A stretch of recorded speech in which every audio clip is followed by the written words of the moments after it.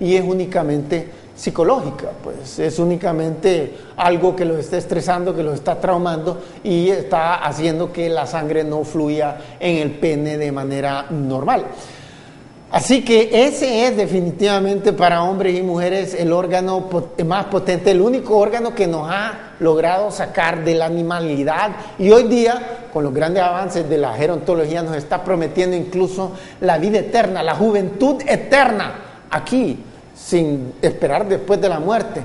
Y aún si no practicamos una vida de monje, de monje budista, por ejemplo, que se pasan meditando todo el día, absolutamente todo el día.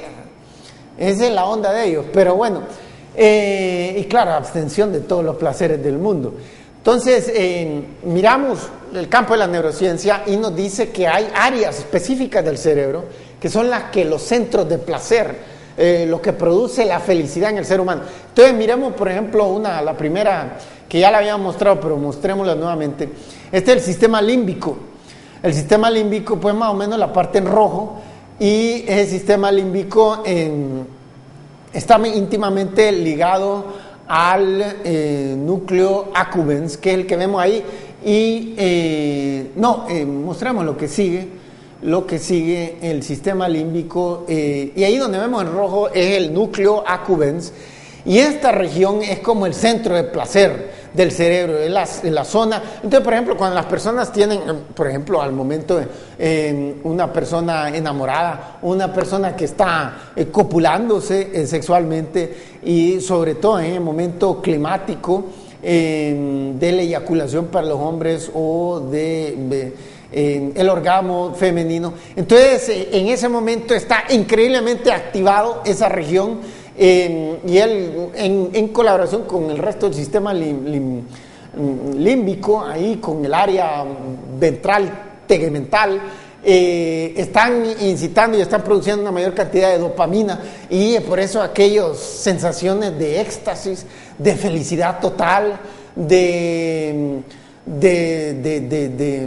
encantamiento, de alucinación, aquel sentimiento de euforia que tiene, porque hay una sobreproducción en ese momento de dopamina que está estimulando esa región, el núcleo accumbens.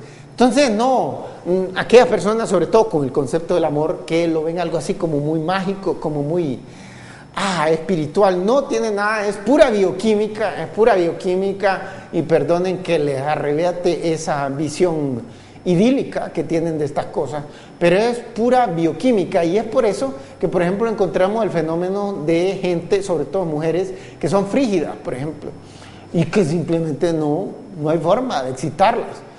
Es una insignificante minoría, pero ¿por qué? Porque hay un imbalance bioquímico en el cerebro. Ahí ese área del núcleo accumbens está teniendo un funcionamiento anormal, que no es malo, porque obviamente pues la copulación incurre en una gran cantidad de riesgos, no solo de SIDA, sino que es una interminable lista de enfermedades, sífilis, gonorrea. Último estudio que salió hace un mes muestra que el sexo oral aumenta enormemente la probabilidad de cáncer en la boca y en el esófago, porque en el esperma masculino hay una gran cantidad, se estima que la mitad de todos los hombres en este planeta portan el papilomavirus, y el papilomavirus es el que causa, lo sabemos ya desde hace mucho tiempo, por lo menos la ciencia médica. Yo no soy médico, pero la ciencia médica lo sabe, que es una variable fundamental para causar cáncer del cervix, y ese es el segundo cáncer más frecuente en las mujeres después del de mama. Entonces, pues nuevos estudios han mostrado que aquella persona, sobre todo a las actrices porno, que usualmente esa es la actividad fundamental en las pornos, el estar incurriendo en sexo oral y usualmente entra en contacto con el esperma masculino y entonces se contaminan y eso aumenta enormemente. Son a largo plazo el papilomavirus, produce cáncer a largo plazo, 10, 20 años, pero si las mujeres, como la mayoría de esas mujeres que incurren en la profesión de la pornografía, lo hacen usualmente desde la adolescencia. Entonces ya en los 30 o en los 20 están arriesgando un cáncer de la boca y del esófago. El punto es el siguiente, el punto es que hay centros de placer en el cerebro. Hay otro que le hablamos la vez pasada, la hormona de la felicidad, la serotonina, que también juega un papel fundamental, y de eso vamos a hablar en el último segmento de este programa, sobre cuál es el destino final del ser humano.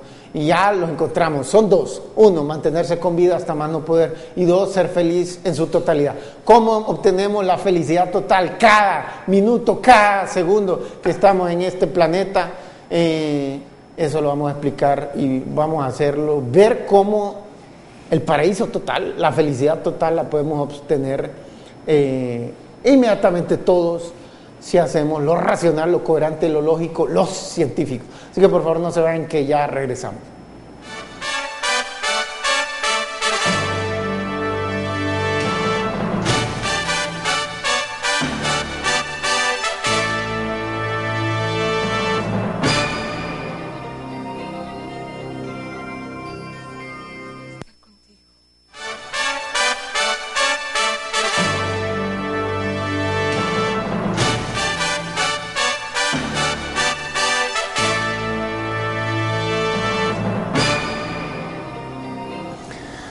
Bueno, estamos de regreso y estamos hablando sobre el objetivo final. Y el objetivo final es mantener con vida y cada minuto que estemos aquí ser felices. ¿Cómo podemos alterar eso?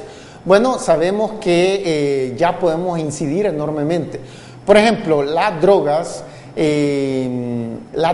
como la heroína, la cocaína, la morfina, incluso la nicotina, inciden precisamente en el núcleo accumbens y lo estimulan para producir una mayor cantidad de dopamina, y por eso es que hay esa sensación y se vuelve tan adictivo, porque produce aquellos enormes fuentes de placer. En 1954, dos neurólogos estadounidenses, Milner y Olds, hicieron un experimento con ratas y les insertaron en el cerebro, en el núcleo accumbens. Estuvieron probando con varias partes del cerebro y en eso llegaron al núcleo accumbens y le insertaron unos electrodos de metal a las ratas. Entonces a las ratas les enviaban una señal eléctrica cada vez que le enseñaron a la rata que cuando se apretaba una palanquita ahí dentro de la jaula, entonces enviaban una señal eléctrica que estimulaba el núcleo accumbens y producía una gran sensación de felicidad, de placer en la rata. Entonces las ratas, antes de que hicieran algo, normalmente todo el tiempo estaban comiendo. Es como las vacas, los perros, les ponen comida, se lo huelan todo el tiempo. Y aunque ya acaban de comer y les ponen más, se lo huelan. Entonces las ratas son así, un cerebro bien primitivo que está programado para comer, porque en el mundo de los animales la comida siempre escasea.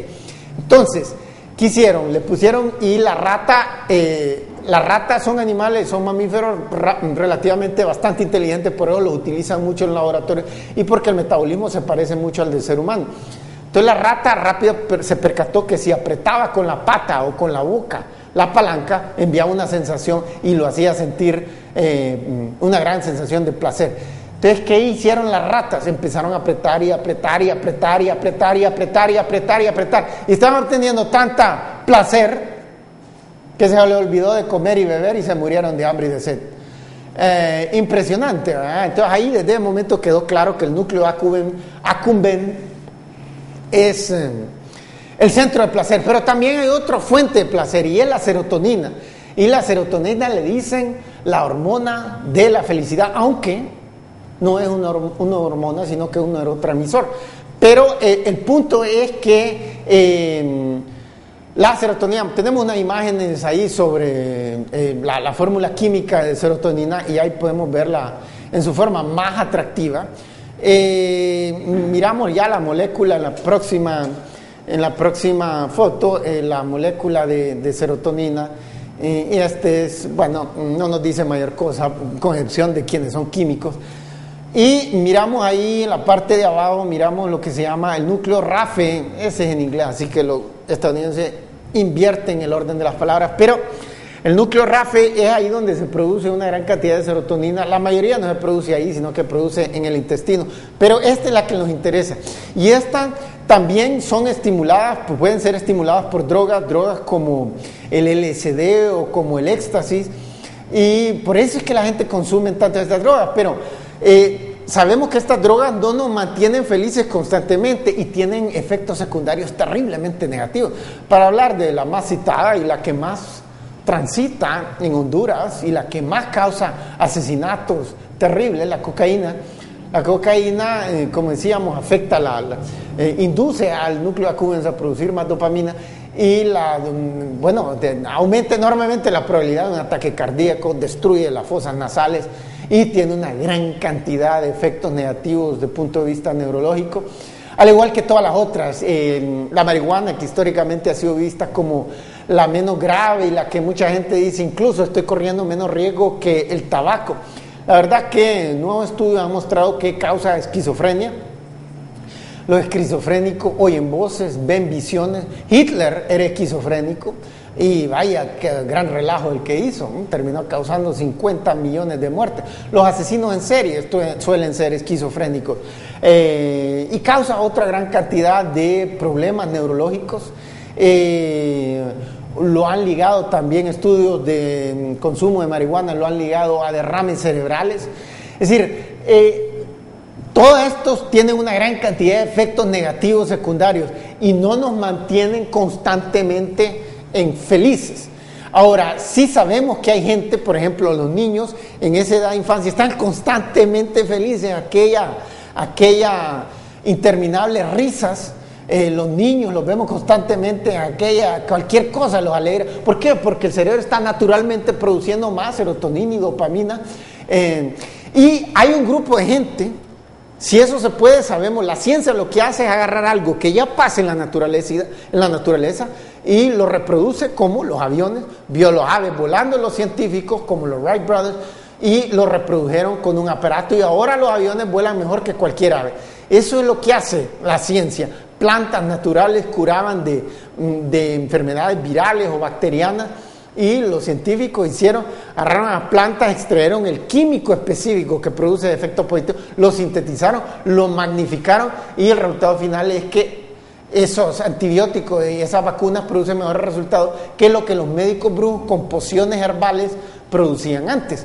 Entonces, podemos hacer que esa gigantesca producción natural de dopamina y serotonina que se da en la infancia se permanezca en la edad adulta. Y hay un grupo de personas que en francés les dicen les bons vivants. Son un grupo de personas que un segmento de la población bien pequeño, como los depresivos, que es un porcentaje bien pequeñito, 1%, 2%, algo así. El otro día salió un estudio que decía que en los Estados Unidos aproximadamente 2% de toda la población tiene pensamientos suicidarios en algún momento de su vida. Eso es obviamente una tendencia, probablemente tiene una insuficiencia de producción de serotonina y dopamina. Entonces, hay unos que les dicen bon vivant, que la traducción al español sería buen viviente, y más o menos literalmente eso es lo que quiere decir. Alguien que está constantemente feliz. Esa gente casi nada los deprime. Casi nada los deprime, tiene que ser algo extremadamente bravo y rapidito ya están otra vez alegres. ¿Por qué? Porque tienen naturalmente, sin efectos secundarios negativos. Incluso los estudios muestran que la gente que pasa más tiempo feliz vive más, la media de vida es más larga. Entonces, por ejemplo, como los hombres viven obsesionados con el sexo, los hombres que no están casados, los solteros, los divorciados, la gente que no logra tener una pareja en promedio vive menos. Porque esa obsesión de las mujeres con el amor, de tener a alguien ahí que les esté sintiendo felices emocionalmente, y los hombres algo ahí que les esté dando la satisfacción sexual, entonces se frustran, se deprimen y el sistema inmunitario se debilita y todo el sistema funciona y empiezan a producirse enfermedades. Entonces, ¿cómo reproducir esa situación? Pues es lo que los científicos están tratando de hacer. Y ellos pueden prever cómo manipular esa situación de tal forma que constantemente, sin efectos secundarios, estemos en un estado de 24 horas 24/7, como dicen los gringos. Todo el tiempo, los 365 días del año. Por tanto tiempo vivamos, ya sea 80 ahorita que va por allá del límite, ya sea 140, como dicen una gran cantidad de biogerontólogos hoy día, o que ya sean 1000, como dice ese